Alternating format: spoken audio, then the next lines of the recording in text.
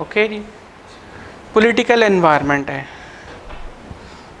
इस चैप्टर को जो है वो मैं दो हिस्सों में डिवाइड करता हूँ। एक हिस्से में हम लोग डिफरेंट पॉलिटिकल सिस्टम्स पढ़ते हैं, पॉलिटिकल सिस्टम्स पढ़ते हैं, और दूसरे में हम लोग ये समझते हैं कि जनाब किस तरीके से जो पॉलिटिकल फैक्टर्स हैं वो बिज़नेस ऑर्गेनाइजेशंस को अफेक्ट करते हैं। ये मेन चीज़ है जो मुझे समझ में आना चाहिए कि ये जो पॉलिटिकल फैक्टर्स हैं वो किस तरीके से बिज़नेस ऑर्गेनाइजेशंस को अफेक्ट करते हैं। पॉलिटिकल सिस्टम पे दो तरह का सवाल आ सकता है ज़्यादा, एक तो MCQs है और दूसरा ऐसे टाइप क्वेश्चन है।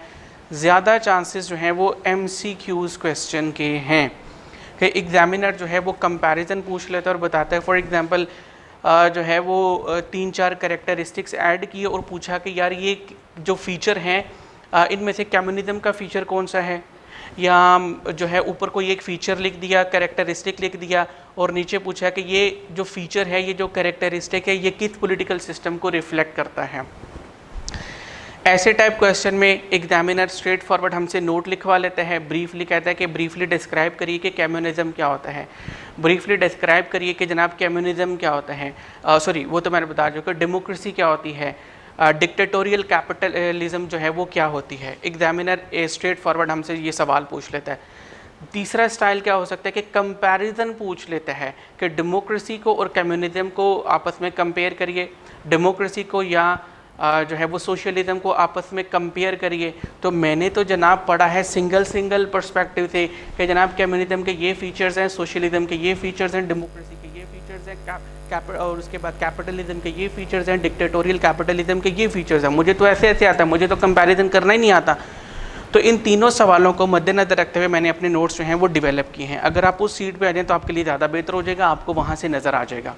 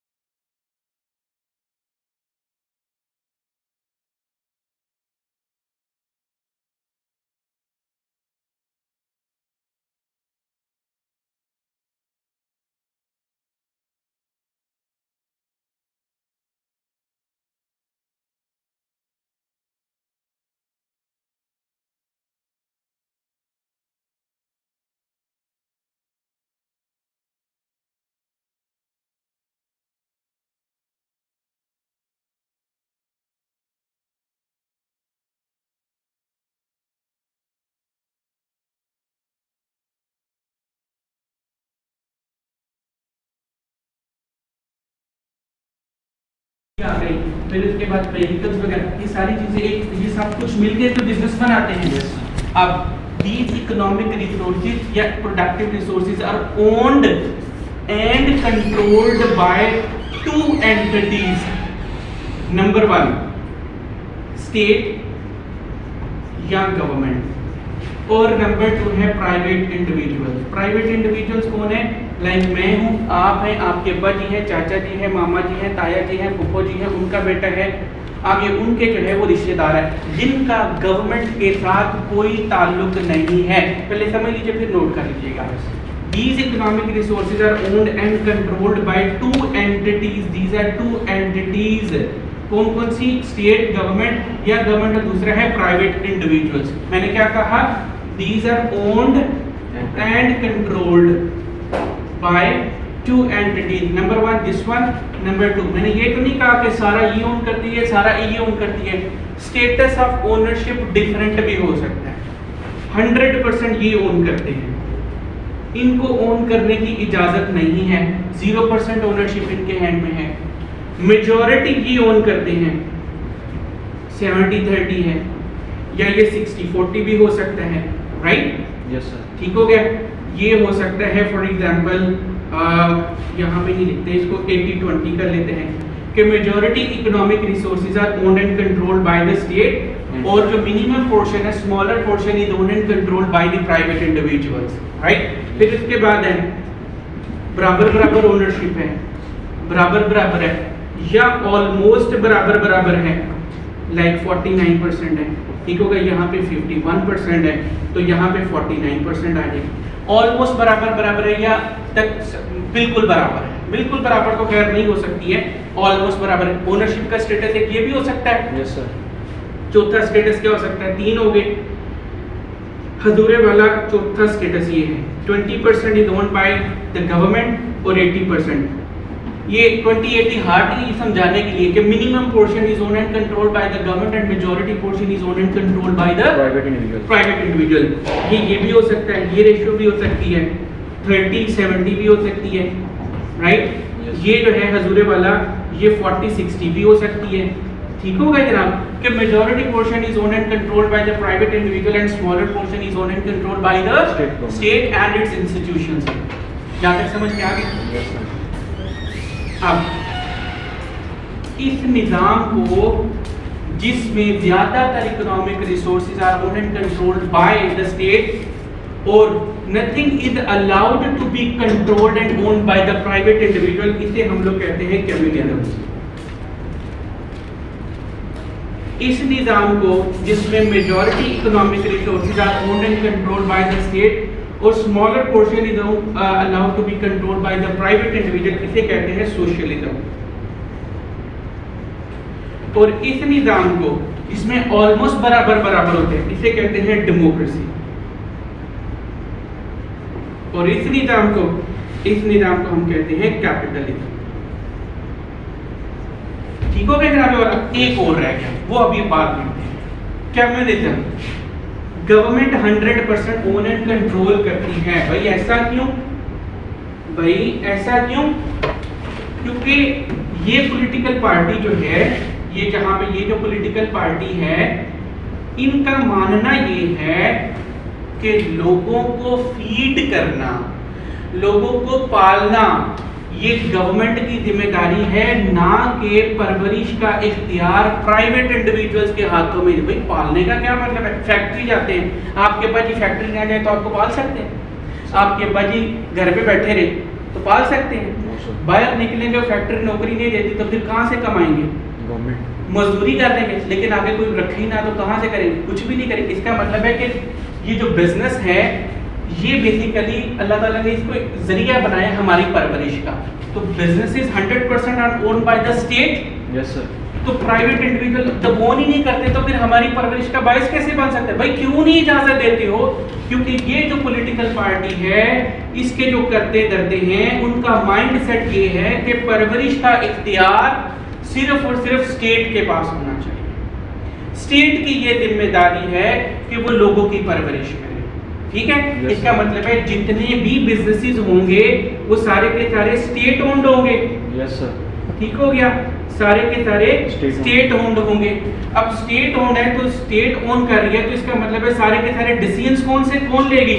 स्टेट लेगी। स्टेट डिसीजन को, बिजनेस डिसीजंस क्या हो सकते हैं? क्या प्रोड्यूस करना है, कितना प्रोड्यूस करना है, कब प्रोड्यूस करना है, किसको नौकरी पे रखना है, किसको किस किस्म की नौकरी पे रखना है, किसको जो है वो रिवॉर्ड देना है, किसको कितना रिवॉर्ड देना है, ये बिजनेस डिसीजन होते हैं। तो कौन कर रहा होगा? स्टेट कर रहा होगा।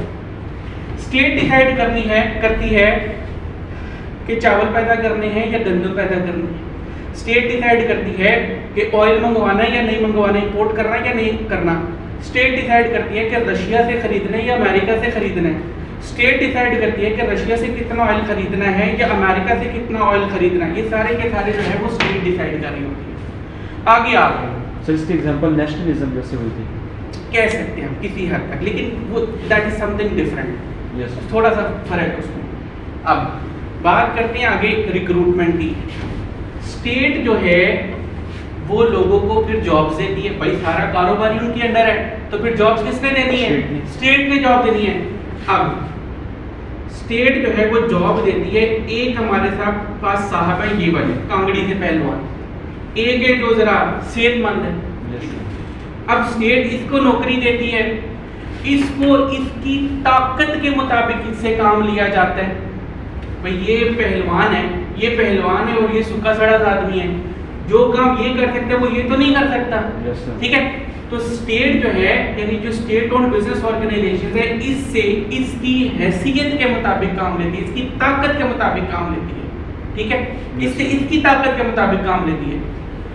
जो प्राइवेट ओन्ड ऑर्गेनाइजेशंस होती हैं उनमें हमारी ताकत के मुताबिक, हमारी कैपेबिलिटीज के मुताबिक, हमारी एबिलिटीज के मुताबिक हमें पेमेंट मिलती है ना? Yes sir. अब इन साहब की एबिलिटी वजन उठाने की नहीं है, इन साहब की एबिलिटी है वजन उठाने की, तो इसको तो ज्यादा जो है वो उजरत मिलनी चाहिए। यस लेकिन स्टेट उजरत का ये मयार नहीं रखती है। स्टेट कहते हैं कि आपको आपकी जरूरत के मुताबिक जो है वो सामान दिया जाएगा, नॉट पैसे, क्योंकि सारा कुछ तो हम लोग कंट्रोल कर रहे हैं।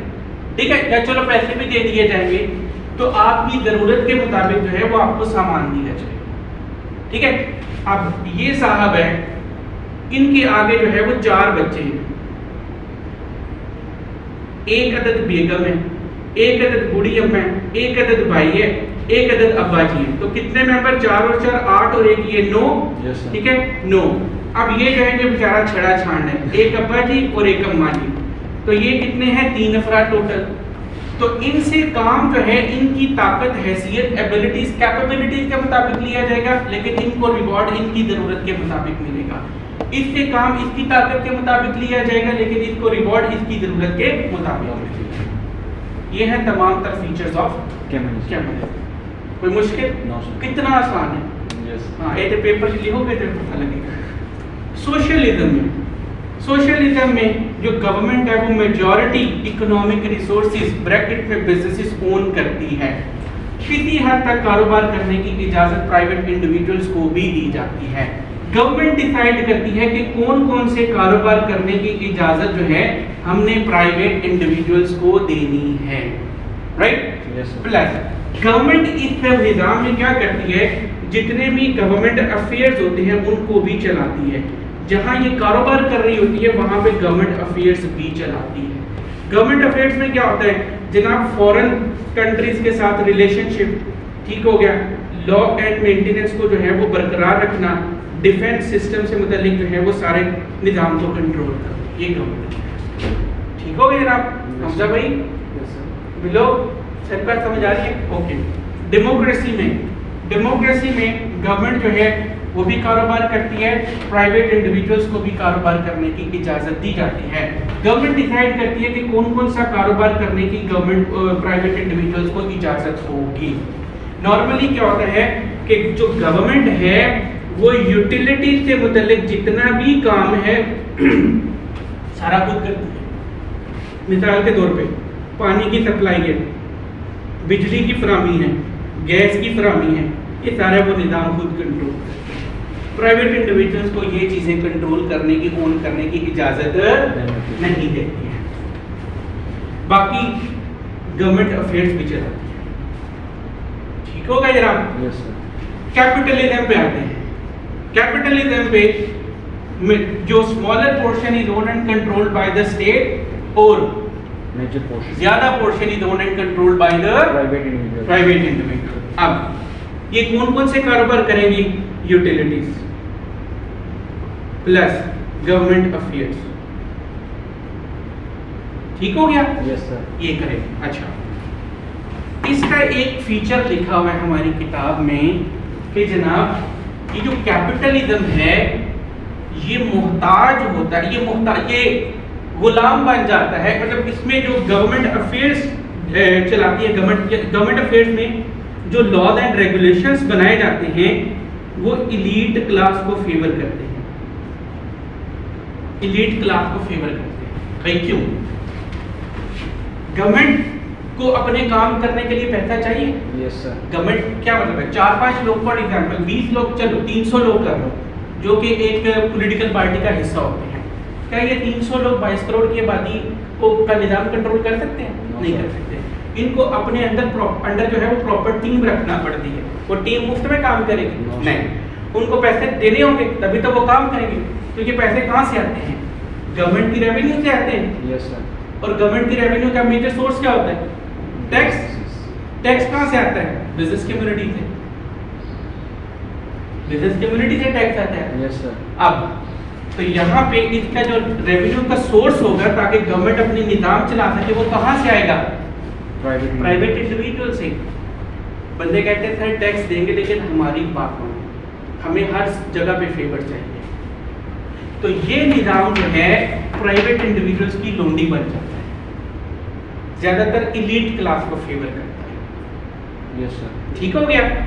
इस कैपिटलिज्म की एक बिगड़ी हुई शक्ल है, इस कैपिटलिज्म की एक बिगड़ी हुई शक्ल है, that is called authoritarian capitalism.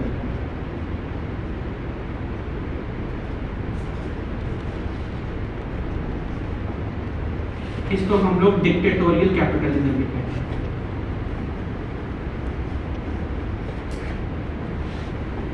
Dictatorial capitalism, इसमें क्या होता है कि जो हमारी गवर्नमेंट होती है वो मेजॉरिटी पोर्शन जो है वो ओन करती है, majority portion of economic resources जो है वो ओन करती है। ओनरशिप का मकसद जो है वो प्रॉफिट मेकिंग होता है। सर फिर इसमें और इन दोनों में क्या फर्क रह जाता है ना? इन दोनों में यहाँ पे मेजॉरिटी पोर्शन है, यहाँ पे गवर्नमेंट की ओनरशिप का मकसद जो था वो पब्लिक वेलफेयर था, लोगों का पेट हम पालेंगे। यहाँ पे ओनरशिप का मकसद प्रॉफिट कमाना है। ठीक है, अपनी मैनेजमेंट को रन करनी है। जी, गवर्नमेंट ज्यादातर इकोनॉमिक रिसोर्सेज ओन करती है और ओनरशिप का मकसद प्रॉफिट कमाना होता है। प्रॉफिट कमाने के लिए हर अच्छा बुरा, एथिकल अनएथिकल वो काम करने के लिए तैयार होती है। मिसाल के तौर पे बच्चों से काम लिया जाता है, चाइल्ड लेबर, खवातीन से जो है वो ज़बरदस्ती काम लिया जाता है और उनको टाइम पे पेमेंट भी नहीं की जाती है। टाइम पे पेमेंट जो है वो टाइमली पेमेंट भी उनको नहीं की जाती है। It can be the unethical means जो कि ये जो स्टेट ओन्ड ऑर्गेनाइजेशन है यूज़ करती हैं ताकि मैक्सिमम प्रॉफिट जो है वो कमाना चाह सकें। यस गॉट इट बेटा? ये सारे हमारे पॉलिटिकल आइडियोलॉजीज हैं। कोई बात की समझ में नहीं आती, कोई बात समझ नहीं आती है तो आप मेरे से पूछ लीजिए बेटा। पढ़िए सर। डेमोक्रेसी और कैपिटलिज्म में फिर डिफरेंस क्या रहता है? मतलब भी वो डेमोक्रेसी और कैपिटलिज्म में यहाँ पे ऑलमोस्ट बराबर जो है वो ओन करती हैं। यहाँ पे अच्छा, यहाँ पे जो है ये मुहताज नहीं होती है रिसोर्सेज के लिए, रेवेन्यू के लिए, क्योंकि इसके अपने इदारे भी चल रहे होते हैं जो कि प्रॉफिट कमा रहे होते हैं। लेकिन यहाँ पे इसको ज़्यादातर डिपेंडेंट होना पड़ता है प्राइवेट इंडिविजुअल्स पे।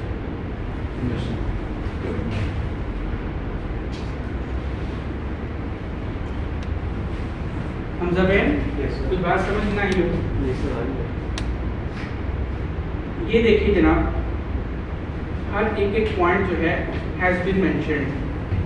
यहाँ पे कंपैरिजन भी हम लोग पेपर में इसी तरीके से प्रोड्यूस करेंगे, लेकिन लैंग्वेज भी हमारी कंपैरिजन वाली है। यस। कम्युनिज्म में means of production, communism is a system wherein state owns and control 100% of economic resources. ठीक हो गया? Yes sir. Private individuals are not allowed to own and control the means of production है। Role of government क्या होता है? State जो है वो लोगों को कहती है कि आप स्टेट ओन्ड ऑर्गेनाइजेशंस के लिए काम करें एज पर देयर एबिलिटीज हैं। Yes sir. स्टेट जो है वो फिर आउटपुट डिस्ट्रीब्यूट करेगी according to the needs of the workers. State decide करती है कि क्या चीज प्रोड्यूस करनी है, कब प्रोड्यूस करनी है, कितनी प्रोड्यूस करनी है, कैसे प्रोड्यूस करनी है। जहां तक रिलीजन की बात है तो कम्युनिज्म में आप अपनी मर्जी का रिलीजन जो है वो चूज नहीं कर सकते हैं। जो स्टेट का रिलीजन जो स्टेट बोलेगी वही वाला रिलीजन हमें मानना पड़ेगा। लाइक हमारे पाकिस्तान में जिसका दिल करता है इस्लाम के मुताबिक काम करे, जिसका दिल करता है वो हिंदू बन जाए, जिसका दिल करता है वो क्रिश्चियनिटी के मुताबिक जो है वो अपनी रिलीजियस एक्टिविटीज परफॉर्म कर सकता है। एक जो है वो स्पेक्ट्रम डिजाइन किया गया है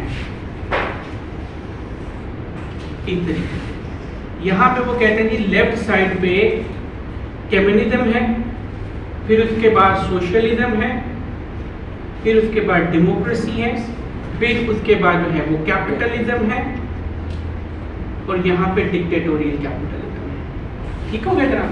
यस सर। जिसको डिक्टेटरशिप बोलते हैं सर। डिक्टेटरशिप कह सकते हैं किसी हद तक। अच्छा जी, extreme left on the spectrum है। स्पेक्ट्रम पे अगर देखा जाए तो ये एक्सट्रीम लेफ्ट पे हमें नजर आती है। यस। क्या चीज? Communism.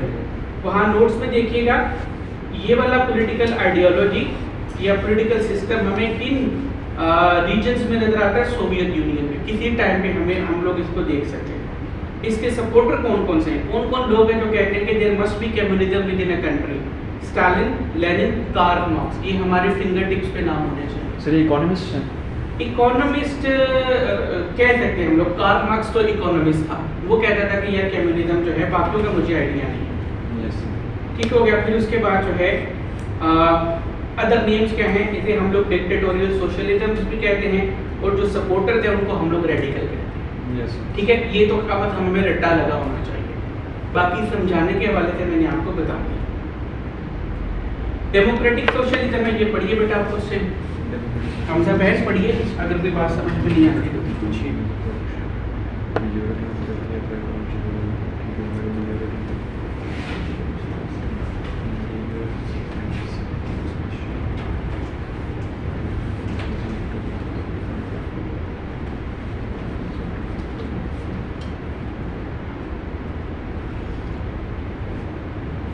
Sir everyone is assume to be equal in front of law.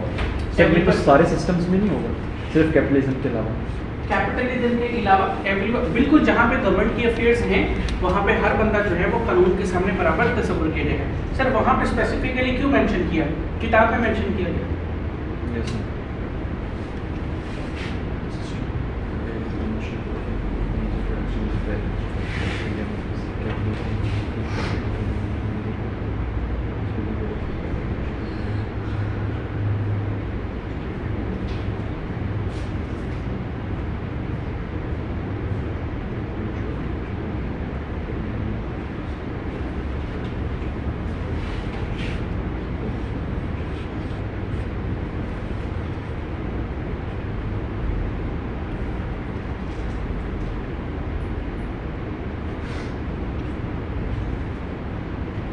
Sir, state plays a role of guardian of all stakeholders.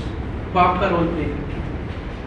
Democracy में सर यहाँ पे स्पेसिफिकली यहाँ पे क्यों मेंशन किया है? यहाँ पे स्पेसिफिकली क्यों मेंशन किया गया है? Yes, ये तो sir. किताब वाले को बताओ कि यहाँ देखिए, यहाँ पे भी गार्डियन का रोल प्ले कर लिया, यहाँ पे भी गार्डियन का रोल प्ले कर लिया। बात एक ही है सर। बात इतनी ही है, And the- लेकिन चूंकि किताब ने वो मेंशन करी तो मेरी मजबूरी थी वहाँ पे मेंशन करनी।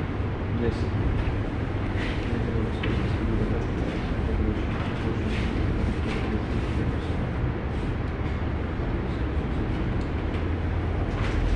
सर वो एलीट है ना, वो एलीट क्लास है ना, वो स्लाइड क्लास है। कैपिटलिज्म है सर।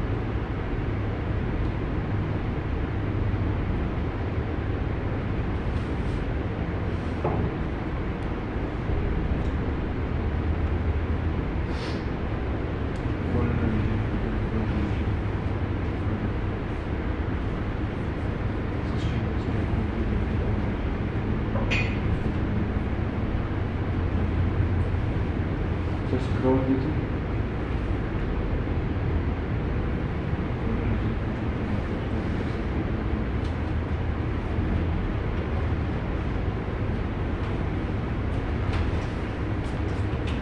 सर इसमें रिलीजन फ्रीडम नहीं है लास्ट वाले में? मेंशन नहीं है आपकी, जो चीज़ मेंशन नहीं है हम लोग बात ही नहीं कर सकते उसमें। वैसे सर आप कुछ जनरल बात नहीं, आज़ादी है, इधर भी डेमोक्रेसी वाले आपको आज़ादी है।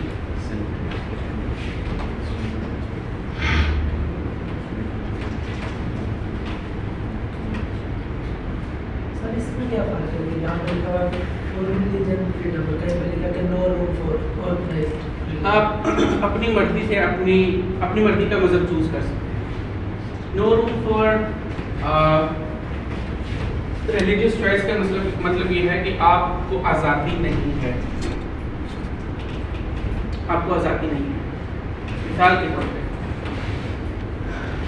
आप पाकिस्तान में मस्जिद बना सकते हैं, यस सर, मस्जिद के बाहर आप मस्जिद लिख सकते हैं, यस सर, आप अजान दे सकते हैं, यस सर, खुलेआम नमाज पढ़ सकते हैं, यस जुमा भी अदा कर सकते हैं, ईद है ईद की नमाज भी अदा कर सकते हैं। लेकिन जो कादियानी हैं उनको इजाज़त नहीं है, वो अपनी इबादत गाह को मस्जिद नहीं डिक्लेयर कर सकते, उसको कुछ भी नाम नहीं दे सकते, ओपनली नहीं लिख सकते कि ये कादियानियों की मस्जिद है। वो ये नहीं कह सकते कि आओ नमाज पढ़ने, they are not allowed to preach their religious beliefs. ये है कि there is no room for religious affairs. Sir ये तो फिर फ्रीडम को ख़त्म करने वाली बात हुई ना? बात फ्रीडम को ख़त्म करने वाली नहीं है, बात ये है अगर आप इस पर्सपेक्टिव से बात कर रहे हैं तो ये फ्रीडम को ख़त्म करने वाली बात नहीं है। पाकिस्तान जो है वो इस्लाम के नाम पे हासिल किया है।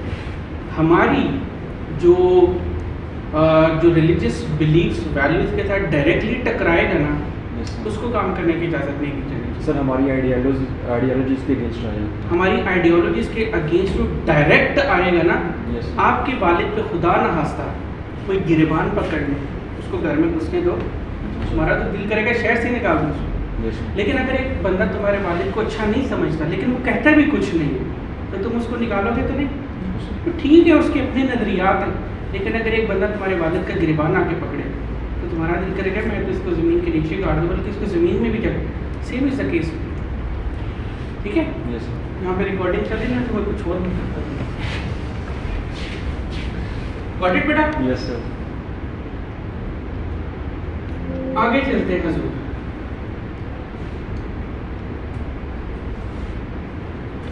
चैप्टर 1 मैंने जनाब जो है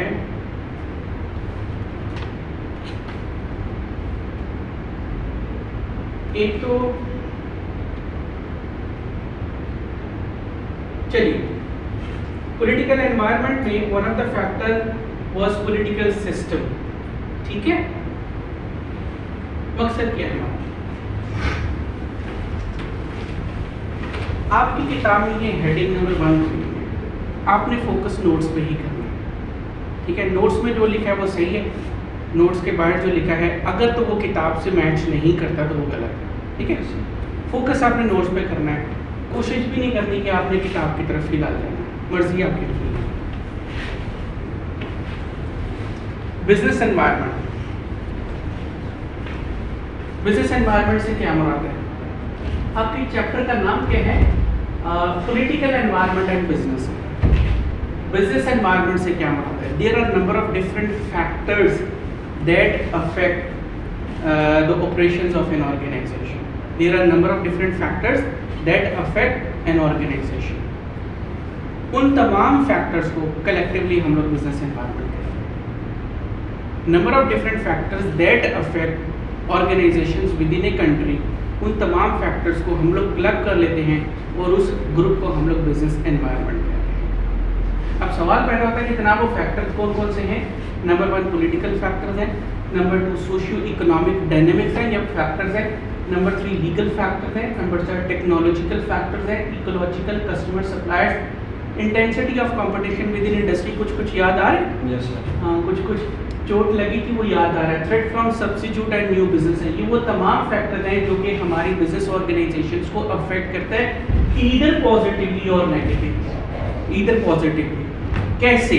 अब सवाल ये पैदा होता है, यहाँ पे सवाल पैदा होता है जनाब कौन कौन से फैक्टर्स हैं? मैंने कहा हजूर ये वाले फैक्टर्स हैं, पॉलिटिकल फैक्टर्स हैं, सोशियो इकोनॉमिक फैक्टर्स हैं, टेक्नोलॉजिकल फैक्टर्स हैं, लेजिस्लेटिव फैक्टर्स हैं और कस्टमर सप्लायर्स हैं फिर उसके बाद कंपटीशन है, न्यू एंट्रेंट्स हैं, सब्स्टिट्यूट हैं, एग्जिट बैरियर्स हैं। दीज आर द फैक्टर्स जो कि बिजनेस ऑर्गेनाइजेशंस को इधर पॉजिटिवली या नेगेटिवली अफेक्ट करते हैं। इन तमाम फैक्टर्स को कलेक्टिवली हम लोग बिजनेस एनवायरनमेंट कहते हैं। सवाल पैदा होता है कि सर ये फैक्टर्स कैसे अफेक्ट करते हैं, ऐसे यही सवाल आता है। Yes sir. इस चैप्टर में पॉलिटिकल फैक्टर्स को डिस्कस किया गया। चैप्टर नंबर 3 में आपके सोशल और लीगल मैटर्स को डिस्कस किया गया। चैप्टर नंबर 2 में इकोनॉमिक फैक्टर्स को डिस्कस किया गया है कि वो कौन कौन से इकोनॉमिक फैक्टर्स हैं जो कि बिजनेस ऑर्गेनाइजेशंस को अफेक्ट करते हैं, प्लस ये डिस्कस किया गया कि वो कैसे बिजनेस ऑर्गेनाइजेशंस को अफेक्ट करते हैं। चैप्टर नंबर 4 और 5 में टेक्नोलॉजिकल फैक्टर्स पे बात की गई है कि वो कौन कौन से फैक्टर्स हैं और कैसे बिजनेस ऑर्गेनाइजेशंस को अफेक्ट करते हैं। इकोलॉजिकल कंसर्न्स में आपकी किताब साइलेंट है। चैप्टर नंबर 7 में इन तमाम टॉपिक्स पे जो है वो फैक्टर्स पे बात की गई है कि कस्टमर अफेक्ट करता है, सप्लायर अफेक्ट करता है, कंपटीशन अफेक्ट करता है, सब्स्टिट्यूट और न्यू बिजनेसेस जो हैं वो अफेक्ट करते हैं, कैसे करते हैं ये भी उसी चैप्टर में एक्सप्लेन किया गया है। एक और फैक्टर है resources and competencies of an organisation, वो बिजनेस ऑर्गेनाइजेशंस को अफेक्ट करते हैं, कैसे करते हैं चैप्टर नंबर 8 में जिक्र किया गया है। एक पिक्चर बन गई हमारी। अब बात करते हैं कि पॉलिटिकल फैक्टर्स अफेक्ट करते हैं तो कैसे अफेक्ट करते हैं। सबसे पहले पॉलिटिकल एनवायरनमेंट। पॉलिटिकल एनवायरनमेंट से मुराद वो तमाम पॉलिटिकल फैक्टर्स हैं, पॉलिटिकल एनवायरनमेंट से मुराद वो तमाम पॉलिटिकल फैक्टर्स हैं जो कि बिजनेस ऑर्गेनाइजेशंस को ईदर पॉजिटिवली या नेगेटिवली अफेक्ट करते हैं। सवाल पैदा होता है कि हजूर को कौन कौन से पॉलिटिकल फैक्टर्स हैं, तो इसका जवाब ये है कि जनाबे वाला number 1 political system of a country, political ideologies prevailing with in a country, जो रूल कर रही है, जो रूलिंग में है, वो पॉलिटिकल आइडियोलॉजी अफेक्ट करती है। Number 2 stability of political system affect करती है। गवर्नमेंट की policies with respect to a business, government की policies with respect to the public, ये अफेक्ट करती है किसको? बिजनेसेस को, ऑर्गेनाइजेशंस को, और bureaucratic structure of the government जो है ये affect. There are other factors as well जो कि मैंने यहाँ पे मेंशन नहीं की क्योंकि किताब भी आपकी साइलेंट है, इवन आपकी ब्यूरोक्रेटिक स्ट्रक्चर पे साइलेंट है और ये स्टेबिलिटी ऑफ पॉलिटिकल सिस्टम पे साइलेंट है। ठीक है। अब बात करते हैं कि पॉलिटिकल आइडियोलॉजी, पॉलिटिकल आइडियोलॉजी कौन कौन सी होती है ये जिक्र कर लिया हम लोगों ने। अब ये समझते हैं कि ये अफेक्ट करती हैं, कैसे अफेक्ट करती हैं। पॉलिटिकल सिस्टम चेंज होता रहता है, गवर्नमेंट चेंज होती हैं, हर गवर्नमेंट का अपना अपना माइंडसेट होता है, पहले जिक्र कर चुके हैं। मान लीजिए कि अभी जो है ये वाली उसे क्या कहते हैं, डेमोक्रेटिक गवर्नमेंट है, अभी ये वाली गवर्नमेंट है, चेंज होकर के ये वाली गवर्नमेंट आ जाती है, तो ये गवर्नमेंट क्या करेगी, ये सारे बिजनेसेस को खत्म कर देगी, सबको नेशनलाइज कर लिया जाएगा। तो अगर आपका बिजनेस है तो वो सफर होगा कि नहीं होगा? होगा सर, होगा। अगर करंटली ये वाला सिस्टम प्रीवेल कर रहा है और अभी जो है वो ये वाला सिस्टम आ जाता है तो पॉजिटिवली तो आप जो है वो इन्वेस्टमेंट करने के काबिल हो सकेंगे कि नहीं होंगे? या फॉर एग्जांपल आपका इस कंट्री में इन्वेस्टमेंट नहीं थी, आप यूएसए में बैठे हुए थे तो और आप बिजनेस करना चाहते थे कहाँ पे, फॉर एग्जांपल कंट्री XYZ में, जहाँ पे कम्युनिज्म था, इजाजत नहीं थी, जैसे ही डेमोक्रेसी आती है आप बिजनेस कर सकते हैं। यस सर, ऐसी है हम सब भाई, ठीक है। तो आपका बिजनेस अफेक्ट हुआ कि नहीं हुआ? Yes sir. यही पॉलिटिकल आइडियोलॉजी में कि पॉलिटिकल आइडियोलॉजी हमारी बिजनेस डिसीजंस को, हमारे बिजनेस ऑपरेशंस को, हमारे कैश फ्लो को, हमारी प्रॉफिटेबिलिटी को अफेक्ट करती है, ईदर पॉजिटिवली और नेगेटिवली। डन भैया? Yes sir. दूसरा फैक्टर क्या है? Stability of political system. ये बात की थी, ये जो कंपैरिजन में लिखा था वो मैंने अंग्रेजी पे यहाँ पे सब कुछ लिख दिया है। कम्युनिज्म क्या होता है, डेमोक्रेटिक सोशलिज्म क्या है, मॉडरेट डेमोक्रेसी क्या है, कैपिटलिज्म क्या है, डिक्टेटोरियल कैपिटलिज्म क्या है, ये बातें हम लोग कर चुके हैं। yes, यहाँ पे मैंने उसको एक्सप्लेन कर दिया है ताकि आप इस काबिल हो सको कि अगर आपको नोट लिखने के लिए एग्जामिनर कह देता है तो हम उसको रिप्रोड्यूस कर सकें, और अगर कंपैरिजन कह देता है तो हम लोग वहाँ से मटेरियल उठा करके लिख सके using suitable language, while, where, as compare to this one, इस तरह की लैंग्वेज लिखे तो हम लोग उसको कंपेयर करें। गॉट इट बेटा? Yes sir. नेक्स्ट है स्टेबिलिटी ऑफ पॉलिटिकल सिस्टम है। हजूर जो पॉलिटिकल सिस्टम की जो स्टेबिलिटी है वो भी हमारी बिजनेस ऑर्गेनाइजेशंस को अफेक्ट करती है, वो भी हमारी बिजनेस ऑर्गेनाइजेशंस को अफेक्ट करती है। सोने भाई कैसे अफेक्ट करती है, किसी के जेहन में भी बात आती हो सर अगर कोई सिस्टम स्टेबल है तो बिजनेसेस अपना वो यूनिफॉर्मली रन करते रहेंगे, अगर सिस्टम ही बार बार चेंज होते रहेंगे आइदर वो पॉजिटिवली या नेगेटिवली उनको अफेक्ट करते रहेंगे। बिल्कुल जनाब, अगर गवर्नमेंट आपकी स्टेबल है तो बिजनेस कॉन्फिडेंस इंक्रीज होता है, मोर इन्वेस्टमेंट्स आते हैं, फॉरेन फंडिंग। जीडीपी कैसे बढ़ता है, इकोनॉमिक ग्रोथ कैसे होती है, लोगों का स्टैंडर्ड ऑफ लिविंग कैसे बढ़ता है, भाजी कुछ बताओगे इस पे कुछ बात करेंगे आप कि अगर गवर्नमेंट स्टेबल है Yes, तो sir. लोगों का स्टैंडर्ड ऑफ लिविंग बढ़ता है, सर ज़्यादा मुल्क में investment- खुशहाली आती है, गवर्नमेंट की स्टेबिलिटी के साथ कैसे इफेक्ट हो इसका कनेक्शन है। सर जब गवर्नमेंट स्टेबल होगी तो जो इन्वेस्टर होगा वो देखेगा कि ये कंट्री स्टेबल है, यहाँ पे इन्वेस्टमेंट की जा सकती है, तो जिस तरह की ये मेंटेलिटी चेंज होती जाएगी, ज़्यादा इन्वेस्टर्स आते जाएंगे, लोगों का लिविंग स्टैंडर्ड इंप्रूव होता जाएगा क्योंकि उनको एम्प्लॉयमेंट मिलती जाएंगी। एग्जैक्टली लोगों का स्टैंडर्ड ऑफ लिविंग जो है वो इम्प्रूव होता चला जाएगा, उससे जीडीपी बढ़ता है। स्टैंडर्ड ऑफ लिविंग इम्प्रूव होने से जीडीपी कैसे बढ़ता है? सर वो जितना अर्न करेंगे उतना स्पेंड भी तो करेंगे, उतना खर्च भी करेंगे, उतना खर्च करेंगे उतनी आगे से फर्दर प्रोडक्शन होगी, जितनी प्रोडक्शन होती है वही जीडीपी हमारा कहलाता है। Yes. ठीक है, जीडीपी जितना बढ़ेगा उतनी ही हमारी जो है मुल्क में फर्दर इन्वेस्टमेंट आएगी, फर्दर इन्वेस्टमेंट आएगी तो मुल्क में डॉलर्स आएंगे, सर मुल्क में डॉलर्स आएंगे तो हमारी जो लोकल करेंसी है उस पर प्रेशर कम होगा। जब हमारी लोकल करेंसी पे हजूर प्रेशर कम होगा तो इंटरनेशनल कंपैटिटिवनेस हमारी बढ़ती है। क्यों? क्योंकि हमारे मुल्क में जब हमारी करेंसी स्ट्रेंथन होगी, डॉलर सस्ता होगा तो महंगाई कम होगी। Yes sir. जब महंगाई कम होगी तो मैं एक्सपोर्टर था और मैं सस्ते दामों इंटरनेशनल मार्केट में सामान अपना बेच सकता हूँ।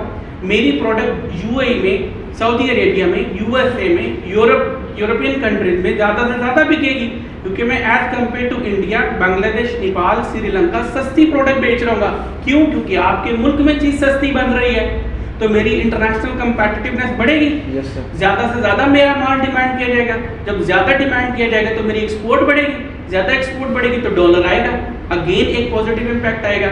मैंने उस पैसे को करना क्या, मैं एक और फैक्ट्री लगा लूँगा।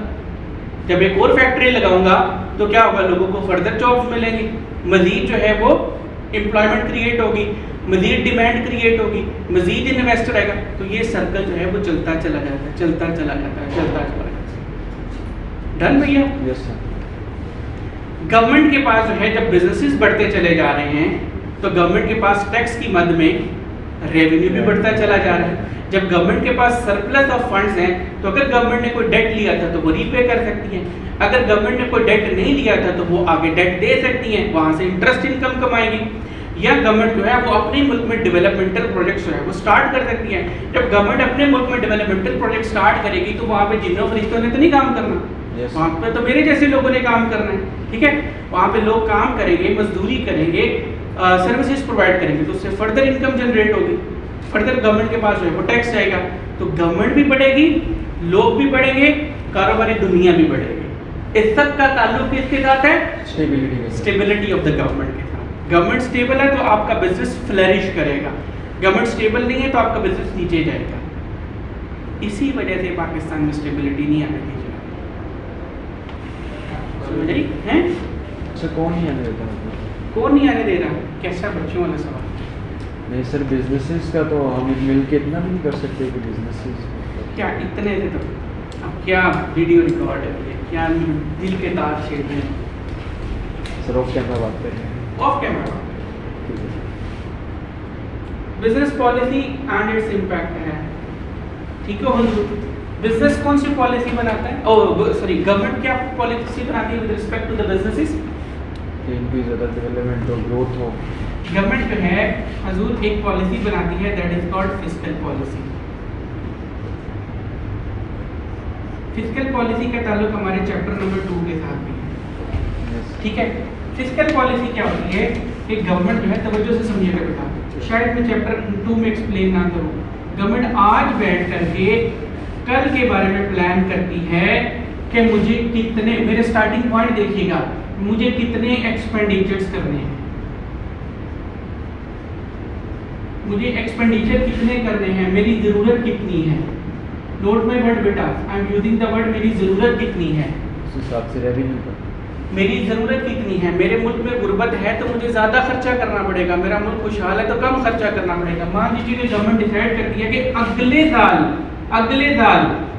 अगले साल मुझे जो है वो 1000 बिलियन रुपीस जो है वो खर्च करने हैं।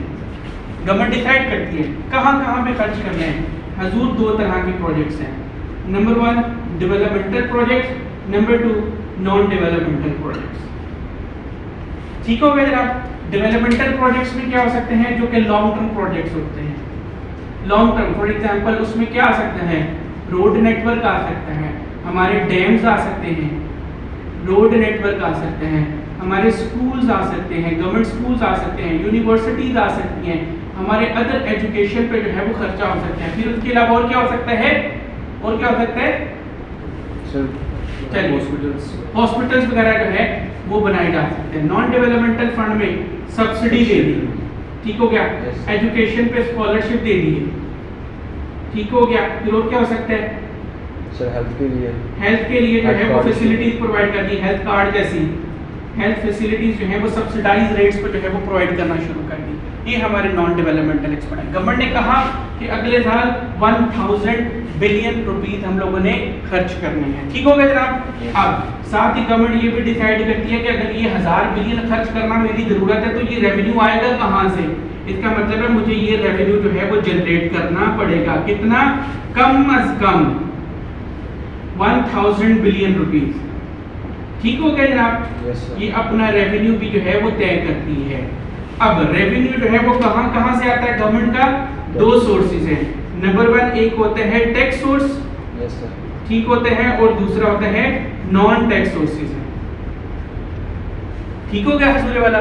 नॉन टैक्स सोर्सेज में क्या हो सकता है, गवर्नमेंट इदारों की फीस हो सकती है, फाइन्स हो सकते हैं, सड़क पे चलते हुए फाइन होता है, किस पर देते हैं, बैंक ऑफ पंजाब या नेशनल बैंक में, पेनल्टी, ठीक हो गया। फिर उसके बाद गवर्नमेंट के इदारे भी होते हैं, वहां से भी प्रॉफिट आता है, तो ये नॉन टैक्स रेवेन्यू हो गया। टैक्स रेवेन्यू में हम लोग जानते हैं, ठीक हो गया। अब गवर्नमेंट कैलकुलेशन करती है कि अगले साल 1000 बिलियन हम लोगों ने इकट्ठा करना है, किस समझ में, टैक्स और नॉन टैक्स में। ये मेजर पोर्शन होता है, this is the major portion. यहाँ से हमें जो है वो स्लाइटली जो है, या यूँ कह लीजिए कि इतनी कोई नोटेबल इनकम इकट्ठी नहीं होती है, कंसिडरेबल अमाउंट हमें इकट्ठी नहीं होती है, सिग्निफिकेंट अमाउंट इकट्ठी नहीं होती है, मेजर सोर्स नहीं होती। गवर्नमेंट कहती है कि ऑलरेडी गुर्बत है, पैसे कितों आएंगे, हमारा तो मेन सोर्स ही ये है। तो फॉर एग्जाम्पल मालूम पड़ता है कि नहीं जनाब, हम 8000 बिलियन इकट्ठे नहीं कर सकते हैं, हम जो है वो मैक्सिमम 800 बिलियन जो है वो इकट्ठे कर सकते हैं। तो बाकी कहाँ से आएगा ये खर्चा पूरा करने के लिए, डेट, बाकी जो है वो डेट से आएगा। डेट कहाँ से लेना है, ये डिसाइड किया जाता है इंटरनेशनल एजेंसीज, ठीक हो गया। मिसाल के तौर पे IMF है, वर्ल्ड बैंक है, ठीक हो गया। इंटरनेशनल गवर्नमेंट से ये डिसाइड किया जाता है, जिसमें फॉर एग्जांपल UAE की गवर्नमेंट से कितना लोन लेना है, सऊदी अरेबिया की गवर्नमेंट के पैर कितने पड़ने हैं, चाइनीज गवर्नमेंट के तरले मिन्नत कितने करने हैं। फिर उसके बाद लोकल इंस्टीट्यूशंस में स्टेट बैंक ऑफ पाकिस्तान से, कमर्शियल बैंक से हमें कितने फंडिंग करनी है, पब्लिक से कितना पैसा जो है वो लेना है। पब्लिक से पैसा लेती है government in the form of bonds, ये सब कुछ डिसाइड किया जाता है। ये पॉलिसी को हम लोग फिस्कल पॉलिसी कहते हैं। गवर्नमेंट खर्चे करती क्यों है, आवाम के लिए। गवर्नमेंट जो है उसका एक इकोनॉमिक ऑब्जेक्टिव होता है, आगे चल कर डिटेल में पढ़ेंगे। एक इकोनॉमिक ऑब्जेक्टिव होता है इकोनॉमिक प्रॉस्पेरिटी,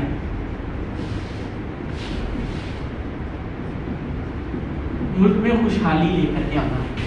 उस खुशहाली को लाने के लिए 1000 बिलियन का खर्चा है। अभी आते हैं इस खुशहाली की तरफ। मैं तुम्हारे कलेजे में ठंड डालता हूँ, सब्र कर। ये क्या बट्टा सा मेरे पॉकेट में डाल देता, मैं तो अपनी मोबाइल भी बाहर रख देता हूँ। इसका कोई और हल नहीं है।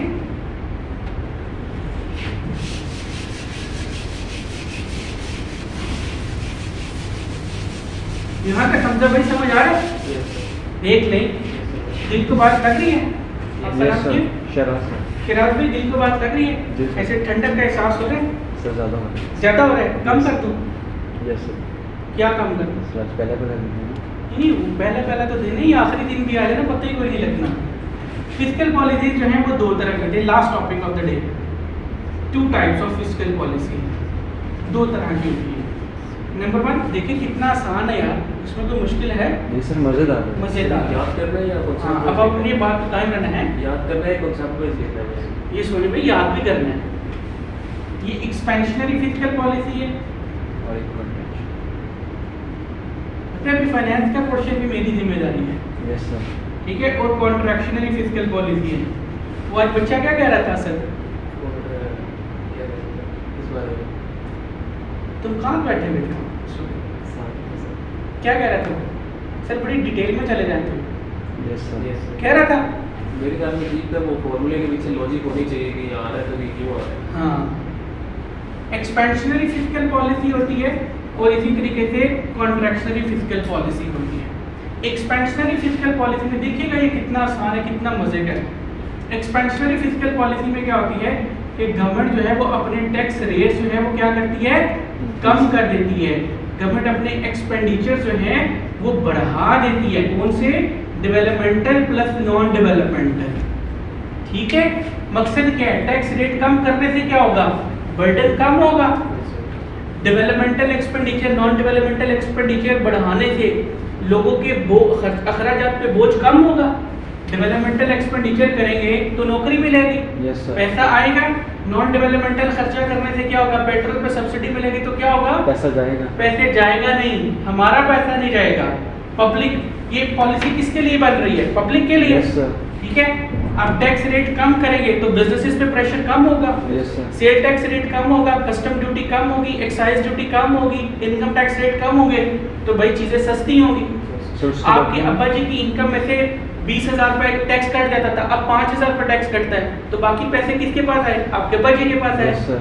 तो उनकी तो सांस निकला, ठीक है। टैक्स रेट कम हो गए।